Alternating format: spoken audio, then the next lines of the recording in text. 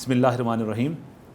علم یقیناً بڑی دولت ہے، علم روشنی ہے، علم نور ہے، علم گائیڈنس ہے، اس میں رہنمائی ہے، اور علم سے زیادہ پھر اہمیت عمل کی ہے۔ خاص کر اگر دینی تعلیم کو دیکھا جائے، دین کا میسج جو ہم اس نشست میں سیکھتے ہیں، ہم ایک پیغام دیتے ہیں، خود سیکھنے کی کوشش کرتے ہیں اور سب کو کہتے ہیں کہ آپ ان دینی باتوں پہ ہم سب مل کے عمل کریں۔ عمل بہت بڑی چیز ہے، یہ نالج اور علم یہ حاصل کرنا، اس کے لیے تگ و دو کرنی چاہیے، اور اس حوالے سے بھی حضور سرور کون و مکان صلی اللہ علیہ وسلم کی ارشادات ہمارے سامنے، بڑی فضیلت ہے علم حاصل کرنے کی، دین کا علم خاص کر حاصل کرنے کی۔ اسے علم نافع کہا گیا، بینیفیشل نالج کہا گیا، اور یہ پھر صدقہ جاریہ بن جاتا ہے، ذخیرہ آخرت۔ تو اس علم میں اہمیت زیادہ عمل کی ہے۔ یاد رکھیں، ہم یقیناً نالج حاصل کر لیتے ہیں، بکس پڑھ لیتے ہیں، مطالعہ بھی کرتے ہیں، پھر کم کورسز بھی کرتے ہیں، یا پھر جو دینی تعلیم کے حوالے سے ہم کورسز کر کے اگر عمل نہیں کرتے۔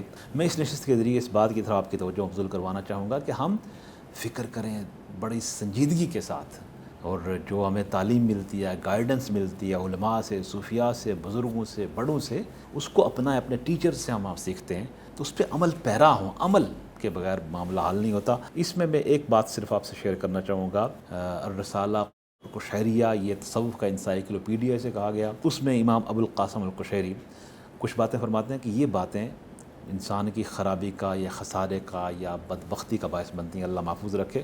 اس میں ایک بات یہ فرماتے ہیں کہ انسان کو علم عطا کیا گیا مگر عمل سے محروم رکھا گیا۔ اس پر نالج ہے، علم ہے، بڑی معلومات ہے، اور دین کی معلومات بہت زیادہ ہے، لیکن عمل نہیں کرتا۔ ایک بندے کو پتہ ہے کہ نماز کی اہمیت کیا ہے، نیک اعمال کی اہمیت کیا ہے، لوگوں کے حقوق کی اہمیت کیا ہے، اللہ تعالیٰ کے حقوق کی اہمیت کیا ہے، اور حلال اور حرام میں تمیز کیسے کرنی ہے، سب کچھ بعض اوقات سم ٹائمز ہمیں نالج ہوتا ہے، لیکن اگر عمل نہیں کرتے تو یہ بڑی خطرناک بات ہے۔ اور آپ فرماتے ہیں کہ اس میں ایک بات یہ علم عطا ہو لیکن عمل سے انسان محروم رکھا جائے تو یہ بڑی خرابی کا باعث ہوا ہے۔ دوسری بات ہے، اگر عمل عطا کیا گیا تو اخلاص سے بندہ محروم ہو۔ عمل کرتا ہے، وہ پریکٹسنگ ہے، لیکن کیا ہے، سنسیئرٹی جو ہونی چاہیے، اخلاص، عمل اللہ کی رضا کے لیے ہونا چاہیے۔ تو اخلاص سے محروم اگر رکھا جائے تو یہ بھی بڑی پریشانی والی بات ہوگی۔ اور تیسری بات ہے، اگر کسی کو صالحین کی صحبت نصیب ہو مگر وہ ان کا احترام نہیں کرتا، ادب سے محروم ہے، صالحین کا جو رائچس پیپل ہیں، دا فرینڈز آف اللہ سبحانہ و تعالیٰ، اولیاء اللہ،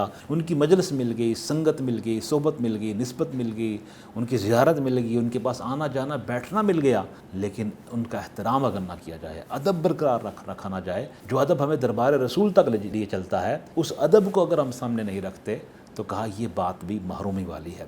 اللہ تعالیٰ ہمیں محرومی سے محفوظ رکھے، اللہ تعالیٰ ہمیں توفیق عطا فرمائے کہ ہم علم پر عمل کریں اور عمل کے اندر اخلاص پیدا کریں، اور پھر ہم نیکوکاروں اور صالحین اولیاء اللہ، اپنے مرشد گرامی، شیوخ، ان کی نسبت جب مل جائے اس کی قدر بھی کریں، محبت بھی کریں، ادب بھی کریں، احترام کریں، اور ہر طرح کی بے ادبی سے اپنی ذات کو محفوظ رکھیں۔